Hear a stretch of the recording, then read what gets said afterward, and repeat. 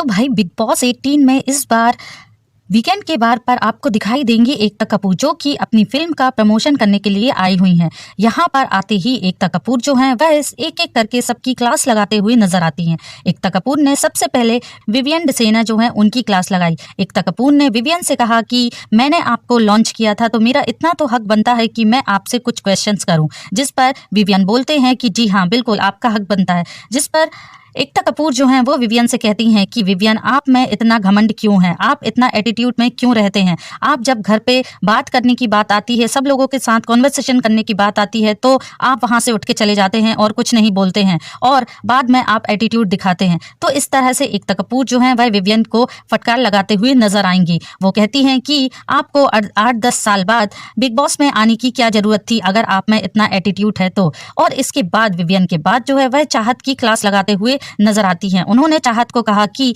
आप जब घर के मर्दों पर चढ़ती हैं तो आप सही हैं, लेकिन जब कोई आपसे कुछ बात करता है या आपको कुछ बोलता है तो आप विक्टिम कार्ड खेलना शुरू कर देती हैं। आप वुमेन और मैन के बारे में बोलने लगती हैं और आप कहती हैं कि आपने मेरे लिए ऐसा क्यों बोला, आप ऐसी लड़की को कैसे बोल सकते हो। तो एकता कपूर जो हैं वह चाहत को कहती हैं कि भाई इस घर में वुमेन और मैन का कोई भी रोल नहीं है। इस घर में आप सब एक खिलाड़ी हैं और खिलाड़ी के तौर पर ही आप लोग यहाँ आगे बढ़ेंगे।